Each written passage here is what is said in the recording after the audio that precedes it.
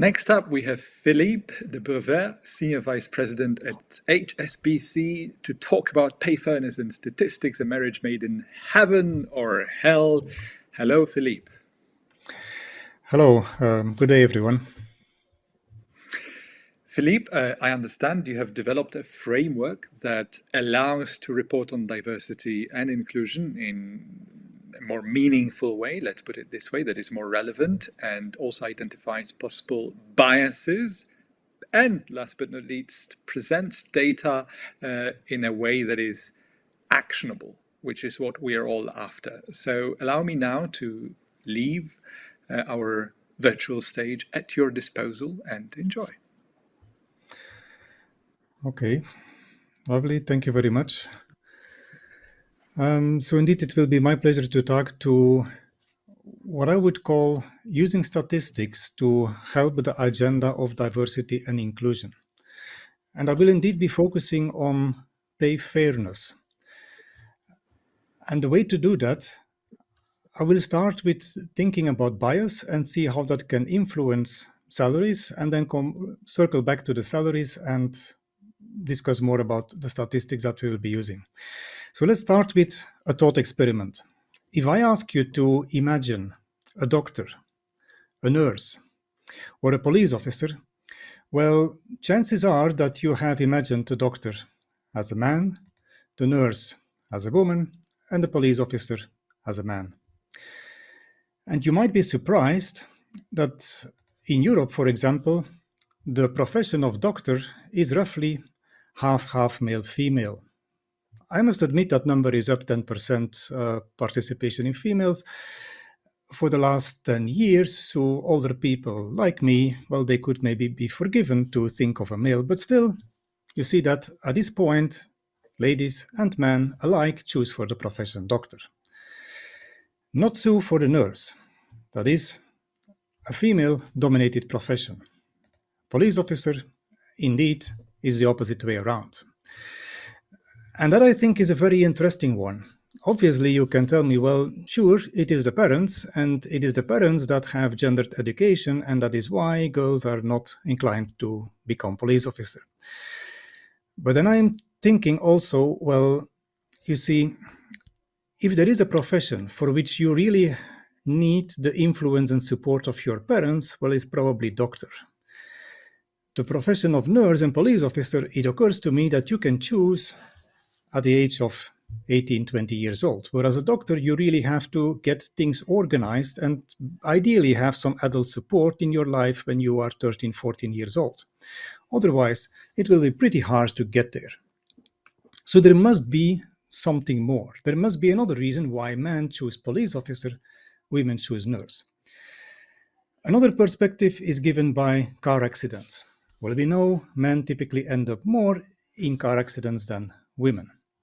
But the difference becomes much more clear when you look at the fatal car accidents. Men die 3 times more on the roads than women. Here, interestingly enough, we know why those accidents occur. And when you look into the details, you see that men typically are in serious accidents. If its accident is caused by a man, it is usually a serious accident, and it is due to speed and misjudgment. Whereas women typically are in minor accidents caused by distraction and information failure, so trying to multitask. So there seems to be something different in men and women rather than, for example, the car being biased as such. Just to complete the picture, well, also men drive more, and so that is the first bullet point. Well, might put that in a certain perspective, but still, there is a good reason why people end in car accidents and why not. And I think that at least an important part of the puzzle is the innate personality of people. To talk about personality, well, you can use, for example, the Big Five theory, or you can use MBTI profile. Here we have the MBTI profiles on the screen. MBTI conjectures that there are 4 dimensions, and in each dimension there are 2 possibilities. So in total you have 16 different character types. These are represented there for male and females. And what you see is that, well, the southeast and the northwest aren't very popular. And what they have in common is the second letter seems to be N for November. And then when you look at where male and females are different, you see that males tend to be in what is on this picture, the northeast, women in the southwest. And what those things have in common, or what differentiates those things, is the third letter. You see, for men, that is a letter T in the third place. For women, that is a letter F in the third place. So this is just the character types. So let's now try to see what we can do with those character types to understand more what is going on. Well, the first letter, you probably have guessed it, that is always an I or an E, standing for introversion, extraversion. Males are rather introvert, a little bit more on the introvert side, females a little bit more on the extrovert side. Total difference, 8%. Second dimension, intuition sensing, and here I think two apologies are in order. First of all, the wording in MBTI is rather strange. Intuition doesn't mean that you have more intuition, it rather means that you are valuing the big picture more than the details. And you need a big picture to understand the details. You value tomorrow more than today and yesterday. So you're happy to do a big effort today in order to have something easier or automated in the future. Sensing is people are more detail-oriented and more focused on today. And you see, a second topology is, well, the theory you see is biased by itself. At least it's not calibrated as you would expect. Both categories are way more in the sensing part than in the intuition part. So all people are detail-oriented. Very small difference between the genders. But then you see, thinking and feeling, there is a large difference, 33%. Thinking means that you engage your logical thinking first when faced with a problem, and then engage the emotions. The logic comes first, then the emotions. In feeling, rather opposite way around. When you see an issue, you will first engage your emotional thinking and then the logical thinking. For example, for a doctor, it doesn't matter what or how the doctor approaches the situation. The doctor will anyhow have to have a certain empathy for the patient and have to do what is logical. So it doesn't matter where you sit on that scale. I think profession of a doctor, you can enjoy being very much a thinking person or being very much a feeling person. But then when it comes to nurse and police officer, I think there is an important difference. If you are more of a thinking type, then typically you are okay with entering into conflict, and you are very much okay with first engaging that logic and getting satisfaction out of the logic. The person did something wrong, so I put him in handcuffs. Whereas for a feeling person, that is probably not immediately rewarding, because you will deprive that person from his freedom, and maybe he is poor and there are plenty of excuses. Obviously, the logical thing to do is to put him in handcuffs. So you will end up with the same result, but it won't give you the same satisfaction. I think that is an important thing that allows us to understand certain differences. The last I mentioned, judging, perceiving, again, bad wording. Judging means you want, in the first place, to have a plan. Perceiving means you're happy to step in something and then see what the next step should be once you are there. Again, small difference. Now, small or big differences, what does that mean? Well, let's first have a look at the small differences. So when differences are really small, like we have for judging and perceiving, for example, you will see that populations largely overlap. Maybe the 1% most extreme cases will be largely one or the other group, but apparently not big enough for our mind to pick up a certain bias or to formulate the bias. Second, when we are looking at things like introversion, extroversion, then the situation changes. Only 8% difference, still largely overlap, but you see that the extremes are much more pronounced one or the other color. And so here it seems to be enough for our mind to pick up a certain bias. Many people have that preconception that ladies like to talk more than men. Well, that comes probably from this. There is a certain 8% truth about that, and if you just randomly select a man, randomly select a woman, well, 6 to 7 out of those random selections out of 10, you will find that indeed the lady is more extrovert than the random man that you have picked.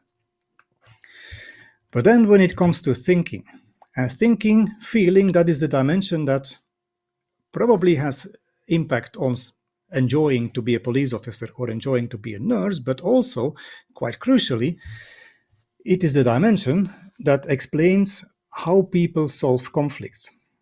A thinking person will happily enter into conflict. So if you are approaching the end of the year, then who is knocking on my door? Well, typically a thinking person. And that thinking person will come to me and say, look, I'm not happy with my salary. I won't stay with you if you don't improve my salary. The feeling person will try to avoid that conflict and not enter openly into conflict. And even if you are totally unbiased, in that sense that you totally believe that men and women have equal performance, what will you do? You will probably give the salary increase that you have potentially to the person who is complaining the most. And that happens to correlate with being thinking in the MBTI terminology, and that happens to be correlating with being a man. Hence, bias in salaries. Here we are. To circle back to our police and nurse professions, well, it's also here you can see that there might be a certain reasons to just imagine that to enjoy police officer, you have to score lower on this dimension than 100. And then you see that largely that population will be male, but there is also an important part that will be female, which means that it should go both ways. It's entirely okay for the lady to select the job as police officer and enjoy that. That's perfectly fine. But on the other hand, there is also the issue of free will. You can't push it too far, or you will push many people in a certain profession that then they won't enjoy. And obviously that goes both ways. There are many much more biases. Let me just talk to in-group favoritism. And that is just, you are part of a group. And whether it is supporter of a certain football field, football team, or nationality or gender. Some things you can choose, others not. You will feel part of a certain community, and unconsciously you will have a certain favorable bias for people belonging to the same group. So if more men are managers, well then again that is a disadvantage for ladies. And so you see there are plenty of good arguments why we should look at decisions about salary for at least gender bias. And before you tell me that you are not biased, well, let's first have a look at this picture. If I tell you that the square A and the square B have the same shade of gray, it will be hard to believe me. And even if you believe me, it will be hard to see it. But they are of the same color. And I can move back to the previous slide, and you focus on A and you see it doesn't change, and now you focus on B and you see it doesn't change. And if you still are not convinced because I'm in control of the left-right buttons here, well, have a look at this one. Here you are in control. You choose any crossroad. Focus on it. There is no gray spot, but the gray spots appear around. Focus on another one. Same story. No gray spot. Gray spots occur around. Just as in the previous one, where you saw that A and B have the same shade of gray, yet you cannot see it that way. Here also, you know there are no gray spots on the crossroads, and yet you cannot avoid seeing them. That is what bias does. So the solution to get unbiased, unfortunately, doesn't work, at least not fully. Second thing what you could try is to think better before making decisions. Certainly, very valuable, but it won't go all the way. What you definitely need to do, and there is no other way around, is to use statistics to verify after you have made decisions.